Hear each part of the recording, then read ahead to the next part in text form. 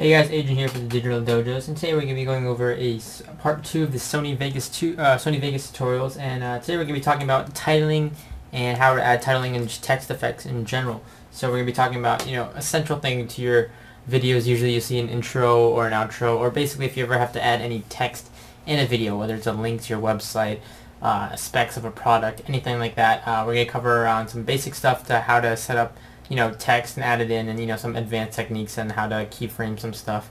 But keyframing will be a whole other video, like I said, on its own, but just some basic text effects.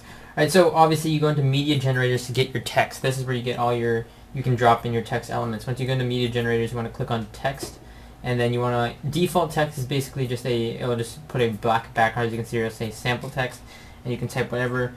So in this case, I'll type in Digital Dojos, and then from there, what you can do is you have a whole bunch of options here. Now you have this little box right here which can be dragged into your actual interface, or it can be standalone windows, you can see there.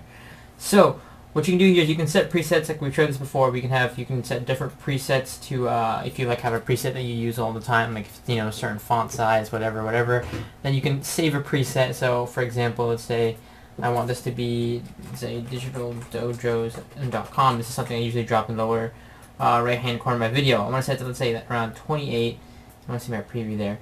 Now you can set the font here as well, so I like Calibri, and you can get a whole bunch of different fonts, and there's a lot of sites out there like defonts.com, and you can just Google for font websites. You can obviously add your bold, etc., and you can align it. Now right here, down here, you'll see this in all your any media you drop in, you'll have a keyframing track. Again, this is for a whole separate video.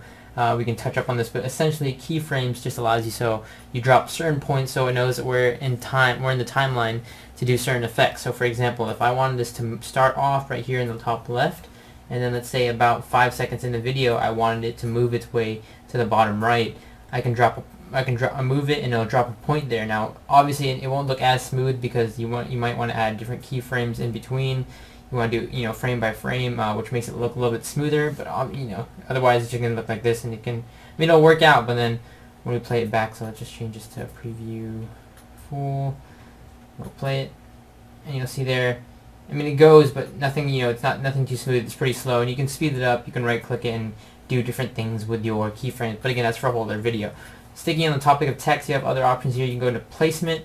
Again, that's where we were showing you earlier on how you can do free transform, or you can do a certain alignment, top left, top right, center, etc. Under properties, you can mess with everything like the text color. So by default, it's white, but like I can make it full white up here, and then I can add a background color. Obviously, it's black, but we can make it like red or blue or whatever we want to do. We can make it. So for example, let's make it instead of black. Black pretty much stands out the best. So let's make it dark blue if we can get it right around here. So darkish blue. Now you have some other properties here. Scaling, you can make it look bigger, more zoomed in, scaled up. Usually it's again at 1.0.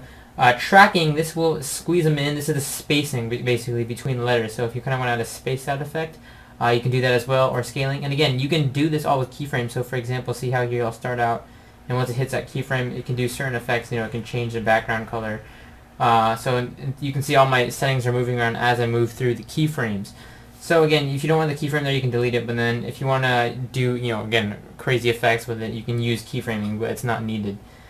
Along with that, you have leading, which is, I think this just, I might even pause it, what this does with the letters, but you can see here.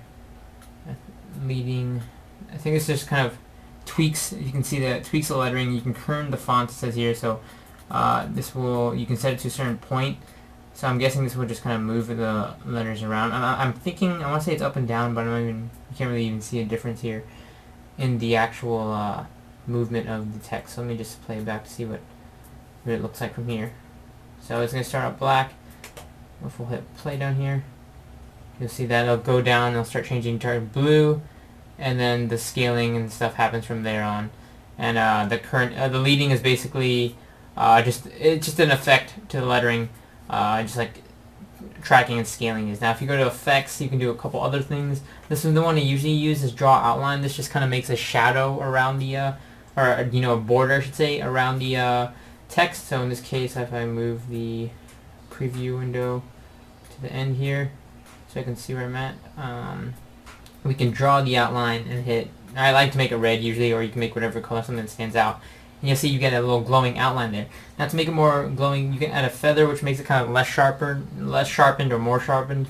And you can add a width, so you can make it more of a glow effect, and you can kind of add feather to it to kind of dim down the effect to make it look, a little bit more sharper. You can enable deformation, which basically will just kind of obviously deform the lettering, and you can change the amount it deforms. You can kind of shift it like that. You can shift it vertically, or shear it vertically or horizontally. You can do a lot of stuff like squishing from the left or curve at the top. So you can you can adjust the thing. So if you kind of want your text to be at an angle or whatever, you can do that, and you can change again the amount, or you can just have this as an effect, and the letters can move around up and down like this with keyframing. Again, keyframing a whole other separate video because there's so much you can do with keyframing. Shadow wise, you can draw a shadow. This might not show perfectly on the black background, so maybe you can make that another color, like I don't know, purple.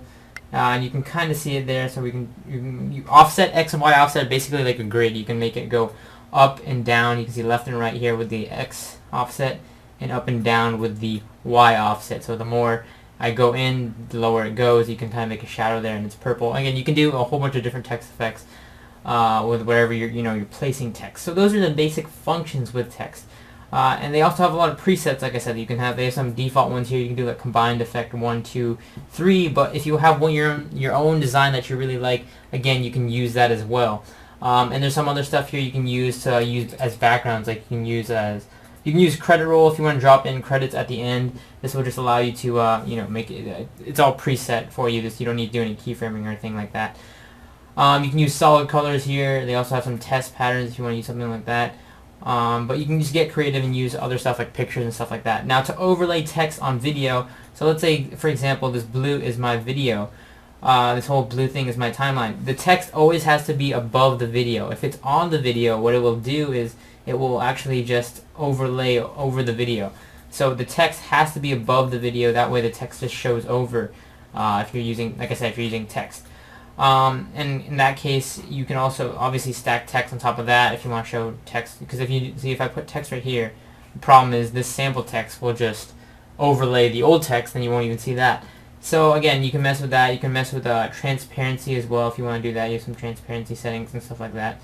But just keep in mind, you always have to. You can add video tracks by hitting Control-Shift-Q or just right-clicking and adding one, and then you can pull it above, and that way you can overlay another text track on top. Now, getting a little bit more advanced, there's stuff called ProType Titler, which allows you to do more advanced titles. So I can say here I want to do a center one. I'm going to drop it in here.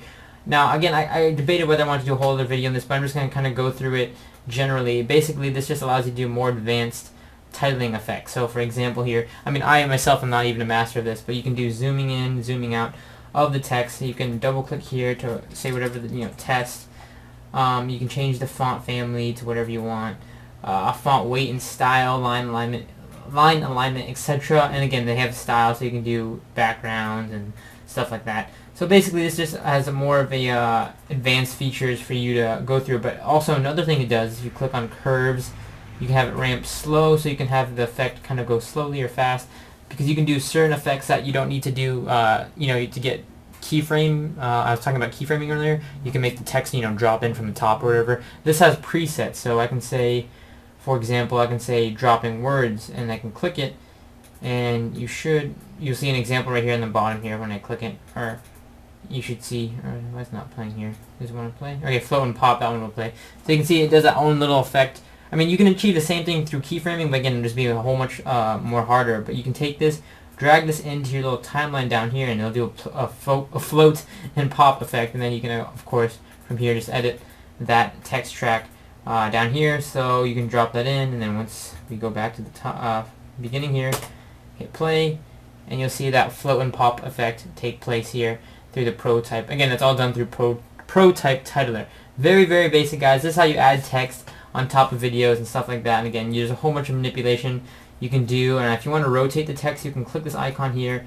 And this is the event pan crop window. We'll talk a little bit about this more in another video. But you can, flip the text upside down by rotating that, move it left, move it right, stuff like that. So you can do some crazy effects. So with that, guys, that is complete overlook at titles and text effects. So hope you guys enjoyed this one. In the next video, we'll be talking about probably some stuff about audio and transitions and effects. So until that, stay tuned till part 3.